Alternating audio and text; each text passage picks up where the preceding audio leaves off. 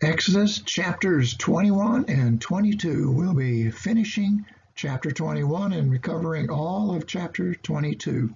Now, please have your Bibles opened to chapter 22. I'm not going to take time to read all of the verses here. We're just highlighting. We're going to make a change in how we're covering these future chapters. What we're seeing here are laws that pertain to us today. Now, we'll study Exodus a little bit differently now going forward.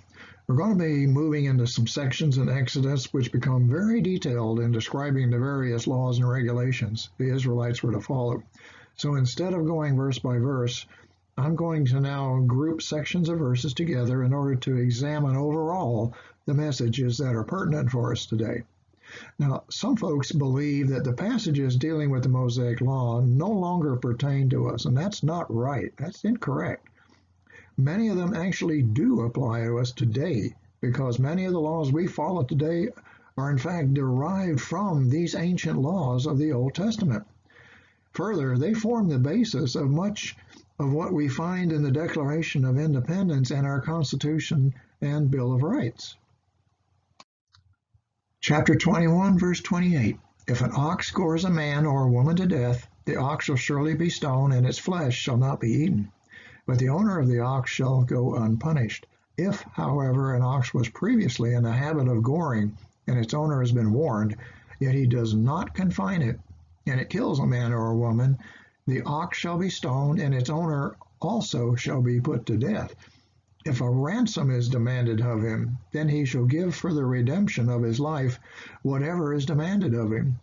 And whether it gores a son or a daughter, it shall be done to him according to the same rule. Now here we see that human life is inherently worth far more than animal life to God, and it should be to us also. The offending animal was to be stoned to death, was to be killed.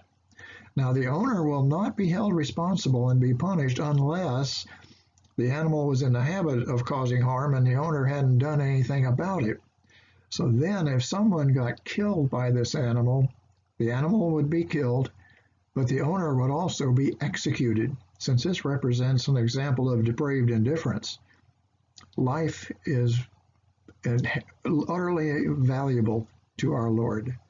Instead of asking for the death penalty, the family of the deceased could require a ransom of the owner, who would have to pay whatever was demanded, and you can imagine how high that redemption for his life would be.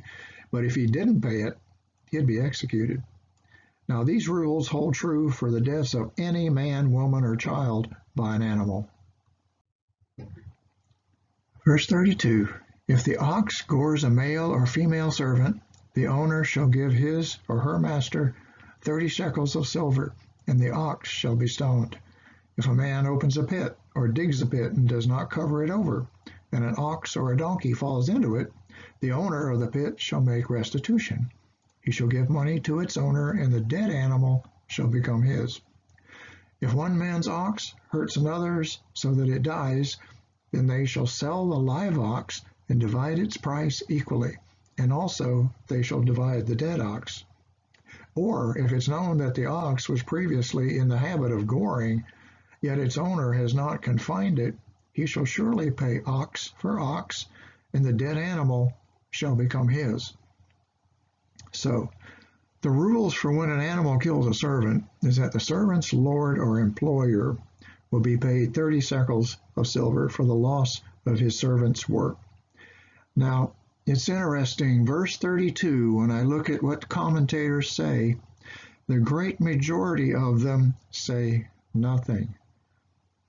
And also when I go into the concordances to find out what the word for servant is there, I find no reference to it.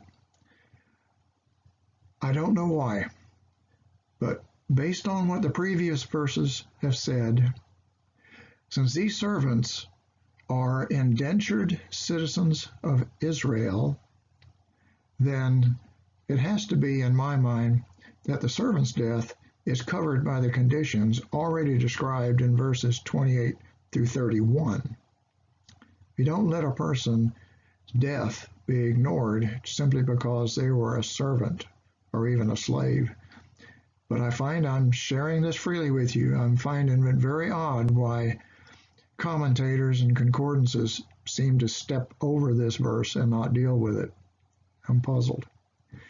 Verses 33 and 34 explain that if an owner loses an animal because it was killed in an unguarded pit, now that means a cistern, usually held water, the one who dug the pit or cistern must pay a fair price of compensation for the loss because the animal dies.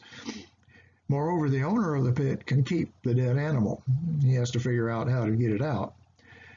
Verses 35 and 36 describe how compensation is made when a person's animal kills another person's animal.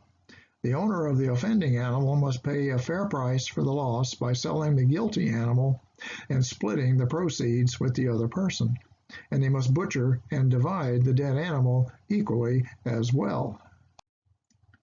Okay, now chapter 22, verses 1 through 15. These involve property rights. Now, if you want to read these verses first, you click on pause on the YouTube there and then go ahead and read them, then come back. Now, the goal here is to summarize verses by topic in order to identify the general lessons that apply to us today, and many of them do. These verses focus on property rights, including judgments against those stealing or damaging property. And that's interesting. Verse 1 is the source of Zacchaeus' statement in Luke 19:8 to Jesus about paying anyone he had wronged 4 times over. Zacchaeus stopped and said to the Lord, "Behold, Lord, half of my possessions I'll give to the poor. And if I've defrauded anyone of anything, I'll give back 4 times as much." His comment was in response to his meeting with Jesus for a period of time and reveals that he had become a follower of Christ.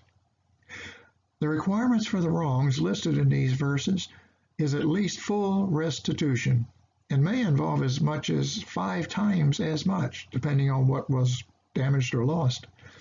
Verses 2 and 3 state that if a thief is killed while breaking into someone's property, that means their house, their barn, whatever, at night, deadly force to protect oneself is permitted.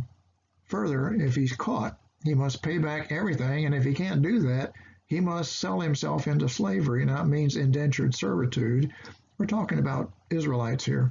So he can provide restitution for his crime. And why only at night? Because it may not be possible to discern the level of danger then. You can't see the thief to know if he's holding a weapon or what. During daylight, it's much easier to see how dangerous the situation is. And if the only threat is loss of property, then killing would be murder. Now that parallels our castle doctrines in most of our states here. So this is up to date for us. Now, verses 5 and 6 demand that anyone damaging another's crop has to make full restitution.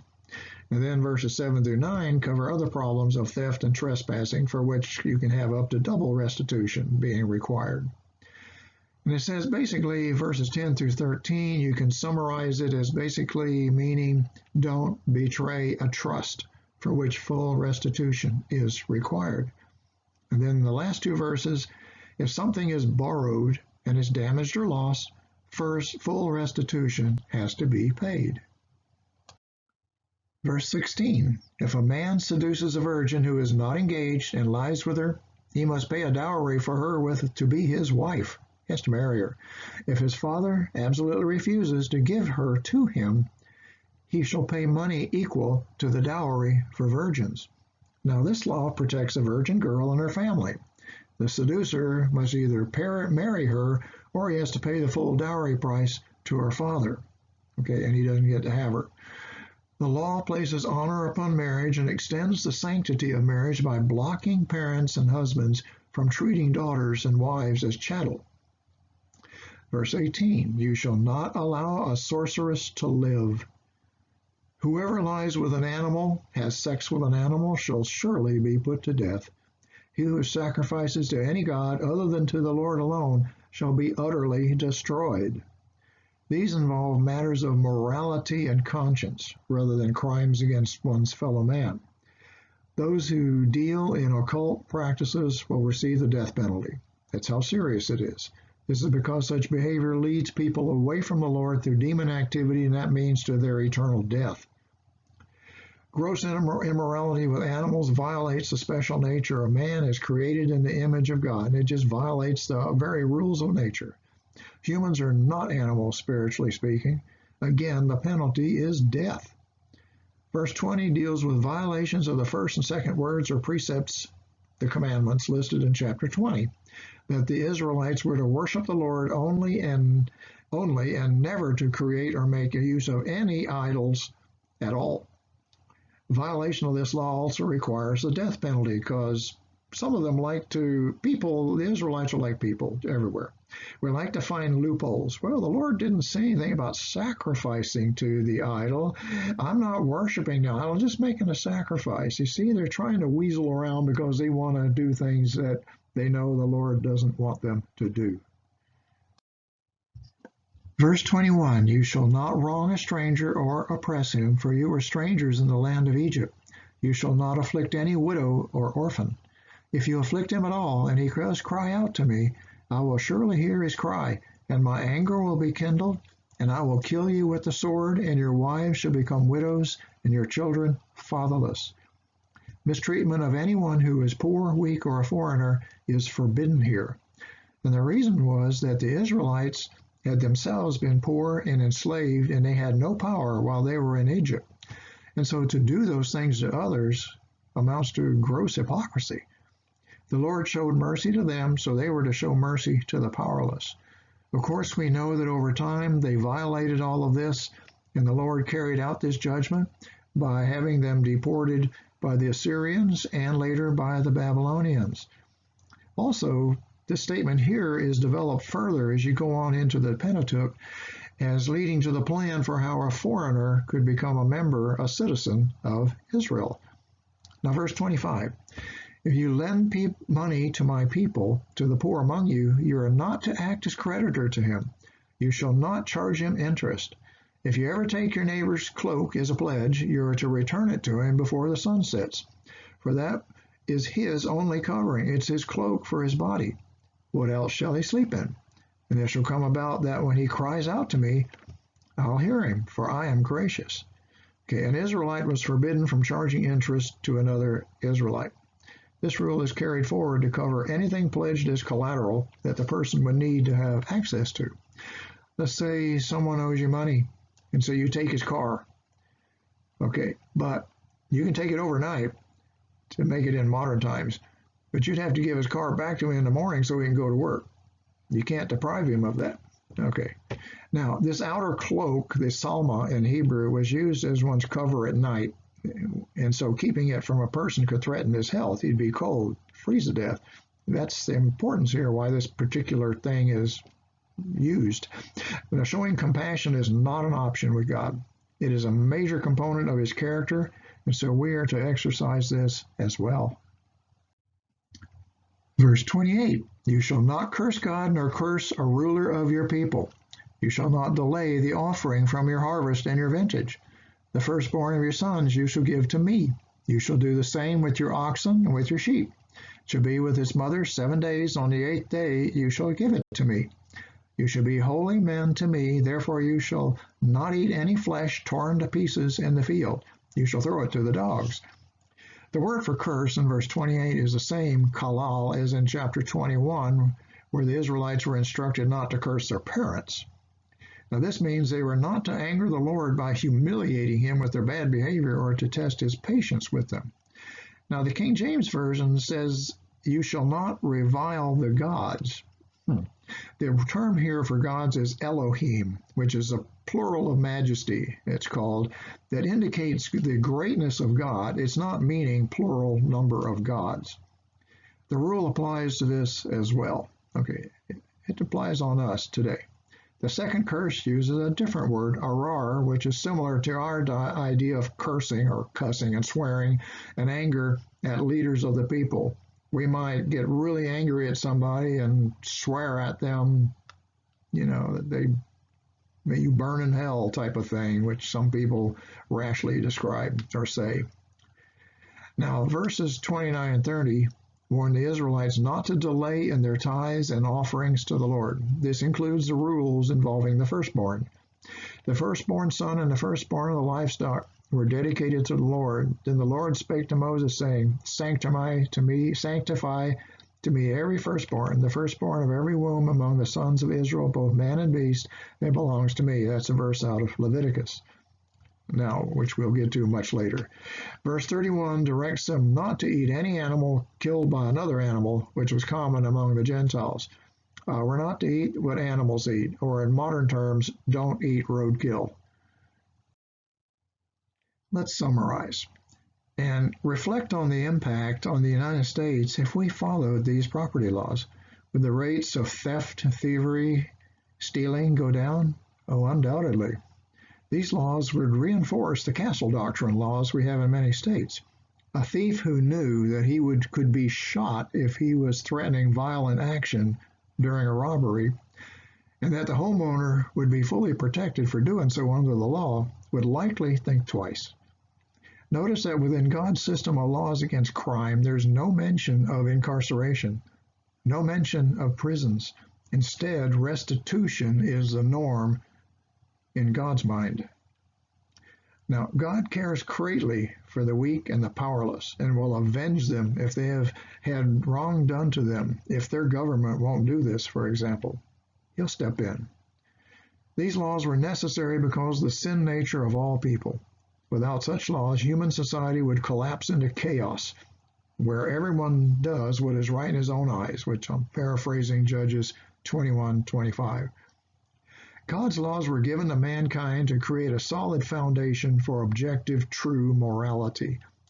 When morality is lost, meaning it becomes totally subjective, you do what you want, I do what I want, the loss of shame will quickly follow. Once the sense of shame is gone, civilized society collapses. How does the United States compare here? And what is our responsibility as Christians? If a people feel no shame, no embarrassment, no sense of guilt, then they will do anything. And that is a sad picture of what's happening here and there in our country.